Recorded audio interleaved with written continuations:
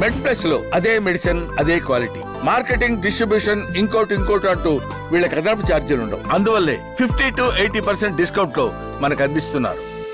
2 కిడ్నీలు పాడైనప్పుడు కిడ్నీ ట్రాన్స్ప్లాంట్కి వెళ్తాము. ఇప్పుడు ఇండియాలో 15,000 to 20,000 మాత్రమే కిడ్నీ ట్రాన్స్ప్లాంట్లు ఎవ్రీ ఇయర్ జరుగుతున్నాయని ఒక అంది. But 2 lakh people need it every year అని చెప్పేసి ఇంకొక అంచనా ఉంది. సో ఈ గ్యాప్ అనేది చాలా ఎక్కువగా ఉన్నది.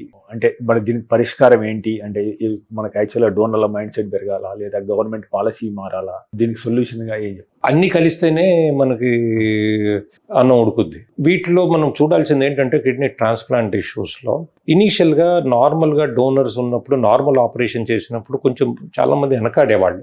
వాళ్ళ నొప్పికి, వాళ్ళ ఫర్దర్ ఎలా ఉంటుంది, పని చేయగలమా లేదా అనేది. సో ఎప్పుడైతే లాప్రోస్కోపిక్ డోనర్ వచ్చిందో, చిన్న కీ హోల్ సర్జరీ చేసి ఒక 4 centimeter చిన్న ఇన్సిషన్ తోటి, చిన్న కట్ తోటి ఆ కిడ్నీ బయటకు తీసుకొని పెట్టగలిగినప్పుడు డోనర్ పూల్ పెరిగింది. సో ఆ రకంగా కిడ్నీ ట్రాన్స్ప్లాంట్స్ అనేది, కిడ్నీ ఫెయిల్యూర్ ఉన్న వాళ్ళకి బెస్ట్ ఆప్షన్ ట్రాన్స్ప్లాంట్ అండి. Let us be clear about it. డయాలసిస్తో నడుపుతాం అనేది ప్రతి డయాలసిస్ గండమే, ఎప్పుడు బీపీ తగ్గచ్చు, ఎప్పుడు ఏది జరగచ్చు.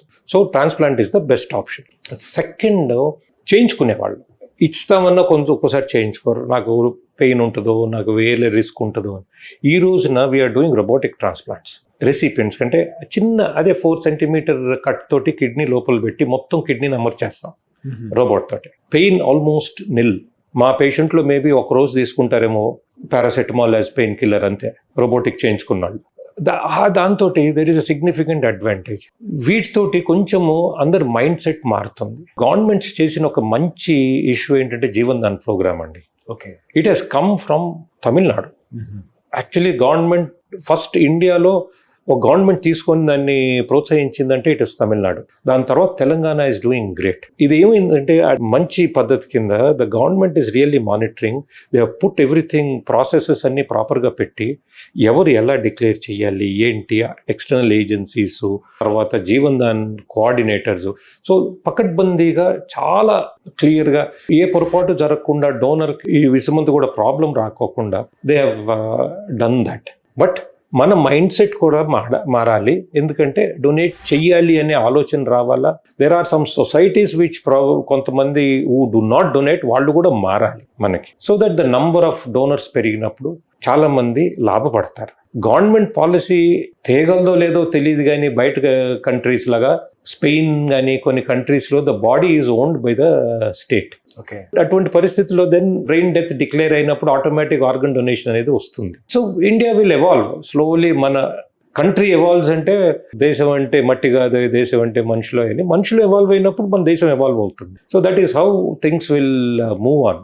రెండోది, now we look at the research part of this. Wearable dialysis devices వస్తున్నాయి. ఓ చిన్న డివైస్, ఇప్పుడు డయాలసిస్ అనుకోండి, వారానికి 2 సార్లు అంటాము, 3 సార్లు అంటాము. ఇలా కిడ్నీ 24 గంటలు పనిచేసేది మీకు వారానికి 3 గంటలు, 4 గంటలు, 2 సార్లు, 3 సార్లు చేస్తే ఒకటేసారి you are taking out lot of things. బాడీలో ఉండేదంతా చాలా ఉంటుంది, almost 2 days. So it is not physiological. అలా వేరబుల్ డివైస్ కానీ ఉంటే అది కూడా సేమ్ కిడ్నీ లాగా స్లోగా పనిచేస్తూ ఉంటుంది. అవి ఇంకా ఎవాల్వ్ అవ్వలేదు పూర్తిగా. So they are coming up and I don't think ఎక్కువ రోజులు కూడా పట్టకపోవచ్చు. మూడోది, looking at genetically modified animals. Actually మనకి పిగ్ ఈజ్ ద క్లోజెస్ట్ హ్యూమన్కి జెనెటిక్గా. కాబట్టి పిగ్ని కొంచెం జెనెటికల్లీ మాడిఫై చేస్తే ఆ ఆర్గన్ హ్యూమన్కి నియరెస్ట్ ఉంటుంది. సో అది ప్రస్తుతానికి సిగ్నిఫికెంట్ రీసెర్చ్లో ఉంది.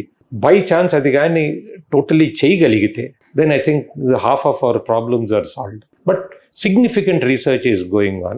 But ప్రస్తుతం ఉన్న పరిస్థితుల్లో ఏంటంటే, కిడ్నీ ట్రాన్స్ప్లాంట్కి అనుకున్నప్పుడు వాళ్ళు, మన పేషెంట్స్ కూడా నెఫ్రాలజిస్ట్ దగ్గర ఉంటారు. ఎందుకంటే వాళ్ళు డయాలసిస్లో ఉన్నప్పుడు రెగ్యులర్గా ఉంటారు, జనరల్ వర్కప్ వాళ్ళ దగ్గర జరుగుతుంటుంది. బట్ ఒకసారి యూరాలజిస్ట్ దగ్గరికి వచ్చి అసలు ఏ రకమైన సర్జరీ ఏంటి, మంచి చెడు మాట్లాడుకొని వెళ్ళాలి. సో అప్పుడు దెన్ మనకి దాని తర్వాత ఆపరేషన్ అయిన తర్వాత ఎలాంటి ఫాలో అప్ ఏంటి, ఆపరేషన్ ఏ జాగ్రత్తలు తీసుకోవాలి. సో రెగ్యులర్ ఫాలో అప్లో ఉంటే యూరాలజిస్ట్ తోటి దానికి బెటర్గా ఉంటుంది.